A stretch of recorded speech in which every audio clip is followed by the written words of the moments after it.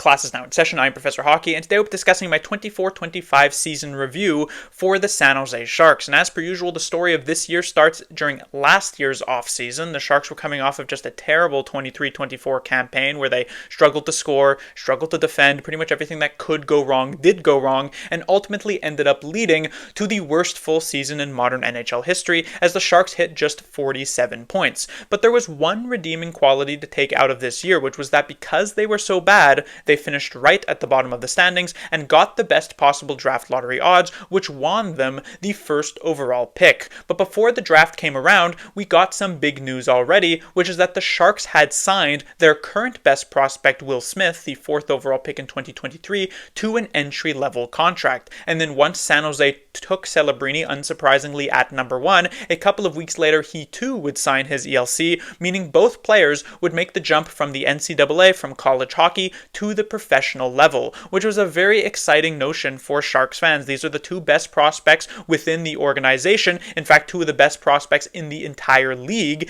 and so that was always going to be very exciting to watch. But if both of these young players were inserted into the Sharks roster from last year, it probably still would have been a disaster, and they would not have been able to find a good level of success, meaning Mike Grier needed to better insulate them, which meant he needed to upgrade in pretty much every single area outside of goaltending, and that is exactly what he would end up doing. Now, some of those areas would find a lot more success with their upgrades. For instance, the top six looked pretty good once the Sharks were able to add on Tyler Toffoli, a proven goal scorer with many different organizations, as well as a Stanley Cup winner, veteran type of presence.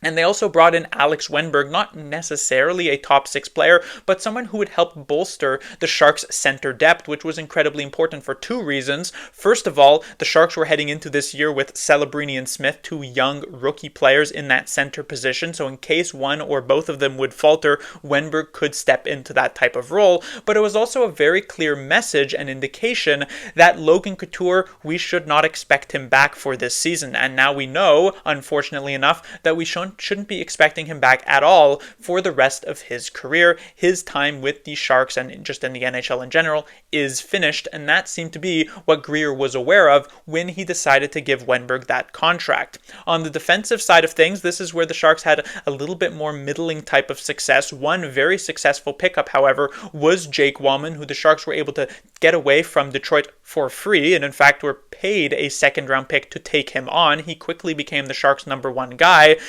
Cody Ceci was another player who was brought in from the Edmonton Oilers. Not a big name, but someone who was at the very least able to eat some big minutes for the Sharks this season to kind of like not a great level, but I guess it wasn't completely horrible. So the defense saw some improvements. The bottom six was an area that the Sharks also needed to get better at. Last year, the Sharks had multiple players who weren't even NHL caliber playing in their bottom six, and so Mike Grier goes out and he trades a fourth-round pick for Ty Dellandrea. He trades Kyle Burrows to bring in Carl Grundstrom, and he picks up Barclay Goodrow off of the waiver wire, pretty much bringing in an entire fourth line to the Sharks. This didn't work out as greatly, however. It was already kind of known that Barclay Goodrow was a little bit washed up at this point, which is why I still find this to be one of the silliest moves that Grier has made as Sharks general manager, bringing him on.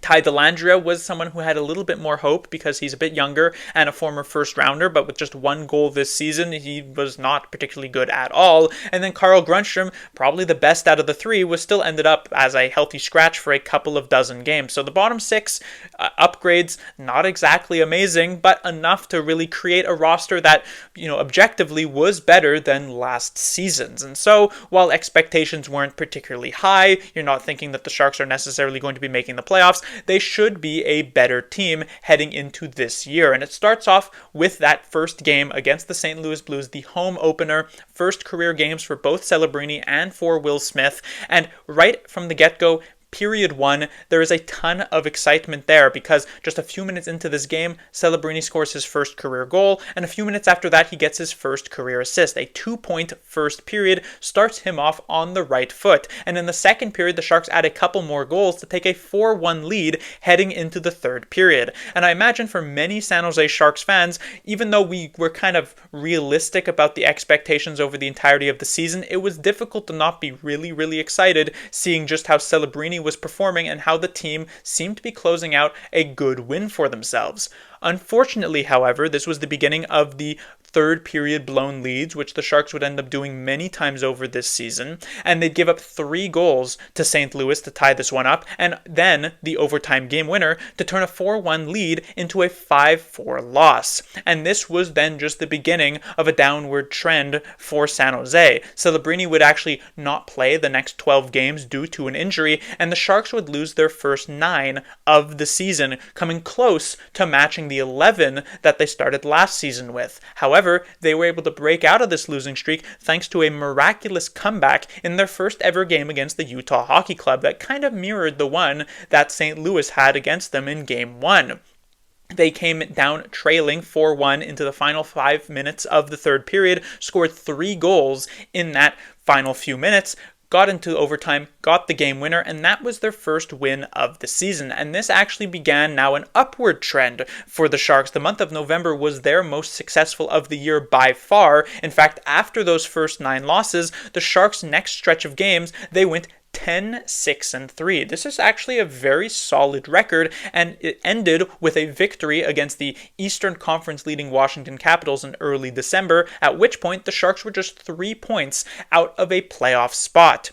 Unfortunately for San Jose, the next week or so of games would end up completely tanking any sort of hopes this team had, because just a couple of days later they would drop a game 8-1 to the Tampa Bay Lightning. 2 days after that, a 3-1 loss to the Florida Panthers, and the Sharks got their first massive hit of the season, which is that Mike Grier traded away starting goaltender Mackenzie Blackwood to the Colorado Avalanche. And while he got back some futures like a second-round pick and Nikolai Kovalenko, the big player coming back in a way was Alexander Georgiev. And the reason I say this was a big player coming back is because it sent a very clear message to the San Jose Sharks locker room. Blackwood had played very well for those first couple of months, gave the Sharks consistently a chance to win games, and they were shipping him out to a better playoff team in Colorado and bringing back a goaltender who was single-handedly tanking the Avalanche's playoff chances. And if us Sharks fans were aware of this situation, I can imagine that the Sharks players were very well aware of it as well.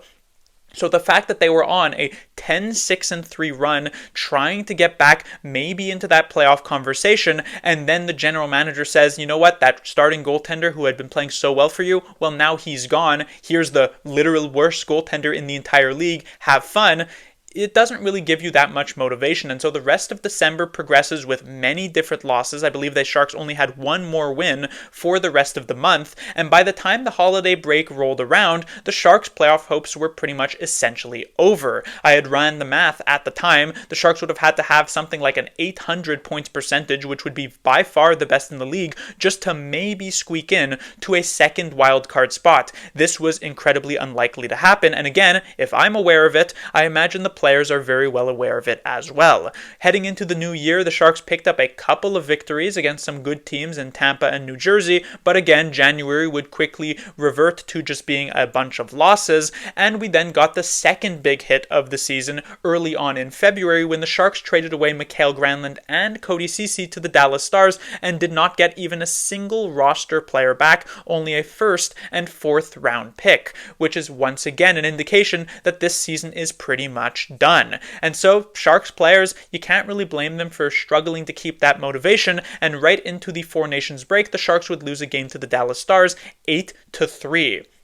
The 2 weeks off would certainly serve them well, as the Sharks had played some of the most games in the entire league up to that point, which meant that their final stretch of the season would be a little bit more lax than some other teams, but a much needed break for sure. And when they came back, they looked refreshed and they played some decent games to end out the month of February, though all still losses, and ultimately led to February having not a single win in it in 6 games.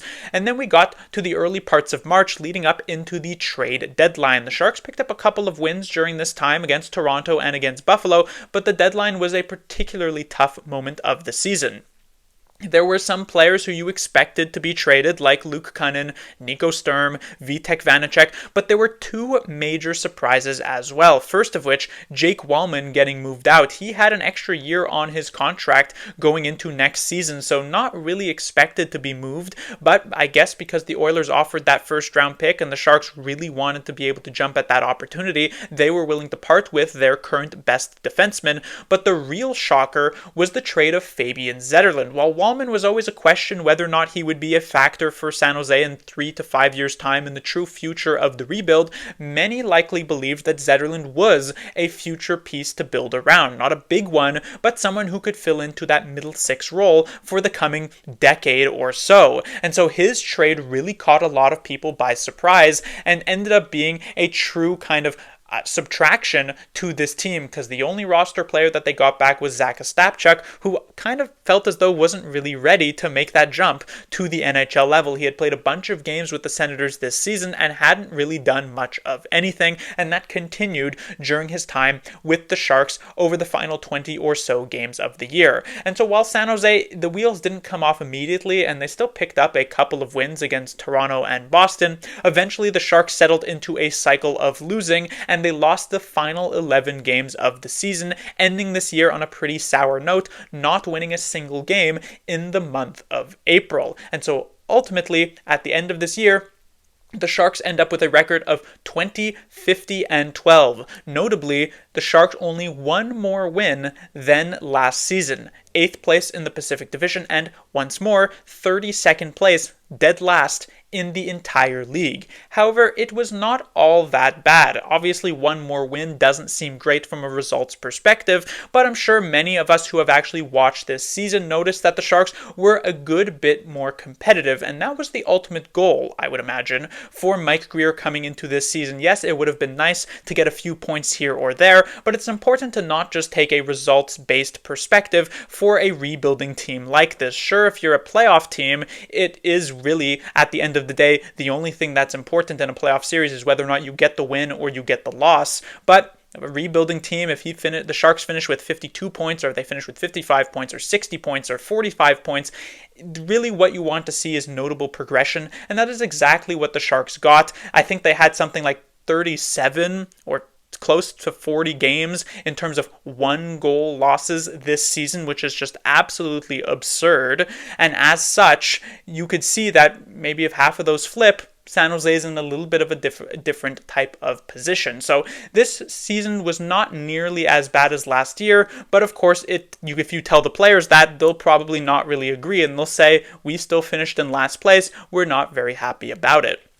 When it comes to the Sharks scoring-wise, there was some good news and some bad news. The good news is that it is far better than where it was at last year. In the previous season, Mikael Granlund led the way at 60 points, and then both Eklund and Zetterlund had in the 40s. But the thing was that the 4th leading scorer on the Sharks was Filip Zadina with 23 points, and the 5th leading scorer was Mike Hoffman, also with 23 points. Both of those players are not even playing in the NHL this season, which just goes to show the lack of offensive depth that the Sharks actually had last year. This time around, it's a bit more balanced. They had Celebrini leading the way with 63 points, including 25 goals in just 70 games. Reminder, he did miss those 12 right near the beginning of the season, and he quickly asserted himself as the best player on this roster as an 18-year-old, which is just absolutely crazy. This is a player who is only going to get better moving forward.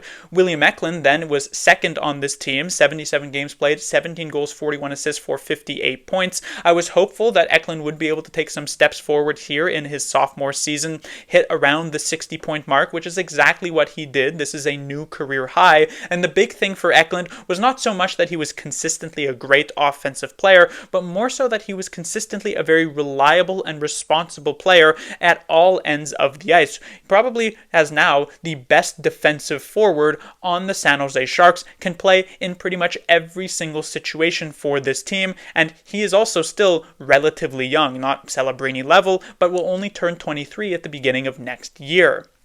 Then we have Tyler Toffoli, who I mentioned was a free agency pickup. 78 games played, 30 goals, 24 assists for 54 points. That led the team in terms of goals. This is his third straight 30-goal season as well.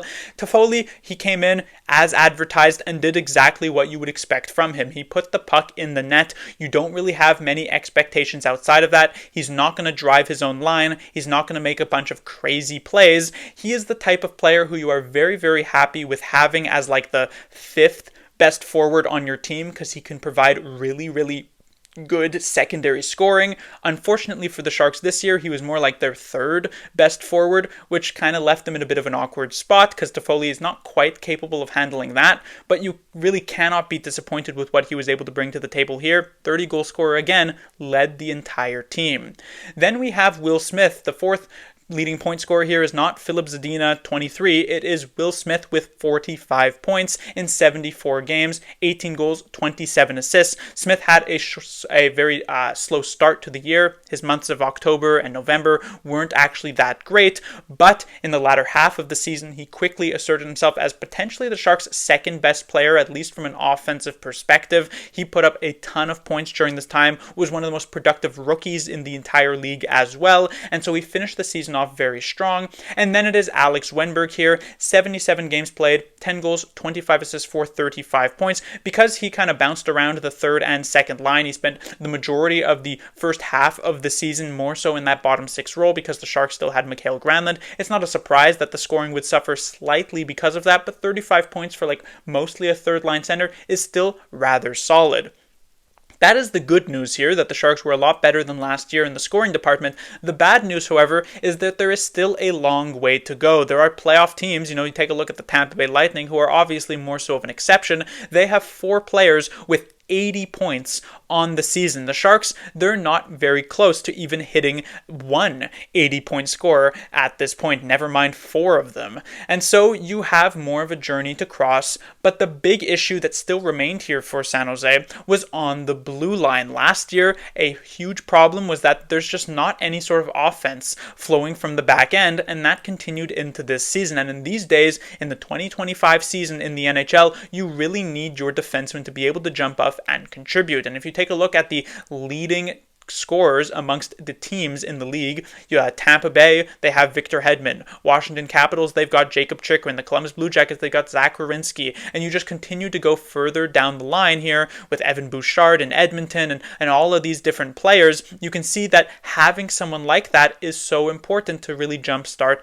an offensive team. On the Sharks side of things, their leading scorer on defense once Jake Wallman was traded is Timothy Liljegren, tied with Mario Ferraro at just 17 points. And even when Wallman was here, while he did have some value as an offensive defenseman, he was strong at breaking the puck out of his own zone. When it came to his actual in-zone play, he wasn't a particularly effective playmaker. He had a good shot, but he wasn't great at actually getting it through towards the net. And so he didn't provide a ton of value in this area either. And so moving into next season, I'm not even sure if this is a problem that the Sharks are going to actually be able to address, but it would certainly lead to a massive increase in terms of actual scoring, because right now the Sharks are in a position where teams defending against them have a much, much easier time. There was a game near the end of this year against the Calgary Flames, one of the last few games of the season, where you saw them collapse as a 5-man unit multiple times to have all 5 players below the face-off dots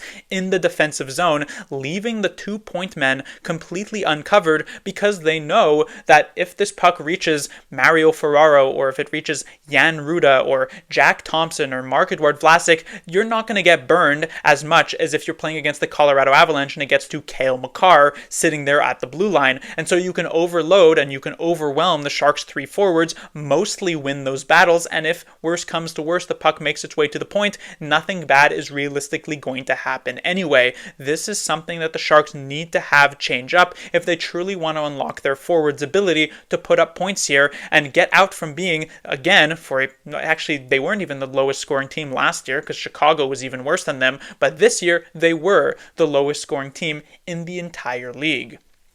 When it comes to a goaltending perspective, obviously Blackwood had some decent numbers with the Sharks, but he's gone. Vanacek's numbers weren't particularly good, but he is also gone. We mentioned Alexander Georgiev coming back in that Colorado Avalanche trade in early December, and he ends up starting 30 games for the Sharks this year with just 7 wins. That is less than 1/4 of his games actually being won. Now, one thing that you could look at and say, well, I'm sure the defense in front of Georgiev was not very good, and that is true, but Georgiev did not do the Sharks any sort of favors whatsoever. I mentioned that San Jose actually played a lot closer games this year. There were many decisions decided by just a single goal or a single goal plus some empty netters.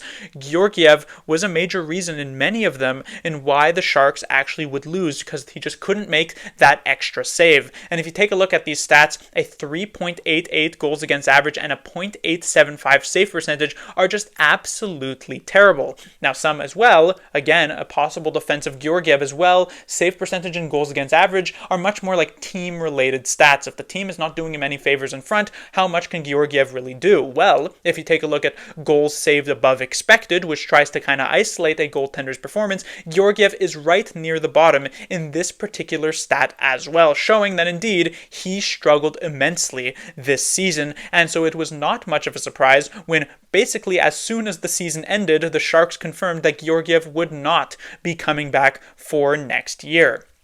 The other goalie here, however, is Yaroslav Askarov, and this is someone who did bring in a lot more hope. The future starter for this team brought in at this past offseason in that trade with the Nashville Predators. He started just 12 games here. It's not that much of a surprise. There were a few too many names in front of him. The true test for Askarov will be next year when he truly is given a spot in the NHL, but even in the 12 games he played, he puts up 4 wins, which is 1/3 of his games. His goaltending stats are a good bit better with a 3.1 and a .896. These don't look outstanding, but it is important to remember that goaltending stats these days are a lot worse than they have been, let's say, 10 years ago, because teams are just much better at actually scoring goals, and goaltenders have kind of been constantly sort of affected by things like making their goaltending equipment smaller, and also teams not being able to change after like an icing, and things of this, or not being able to call a timeout, I should say, after an icing. Many things have been done by the NHL to try and increase scoring, and so goaltending stats have fallen naturally. If you once more are to take a look at a stat that isolates goaltending performance, he is actually in the positives in terms of goals saved above expected. Not by a significant margin, only 1.7, but this is a lot better than what Georgiev was able to do. So that does spark some hope heading into next season, where again, Askarov will be given the reins to this team, at the very least in a 1A, 1B type of setup, if not actually winning the starting job entirely.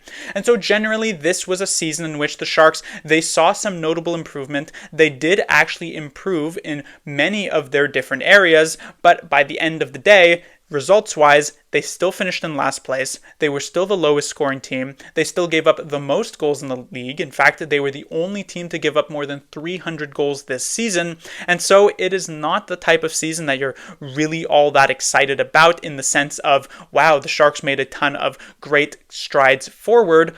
But another last place finish does lead to another best possible draft lottery odds situation, which could potentially lead to another first overall pick, which would end up helping the San Jose Sharks moving forward. So it's hard to argue that this season wasn't at the very least a partial success. Class dismissed.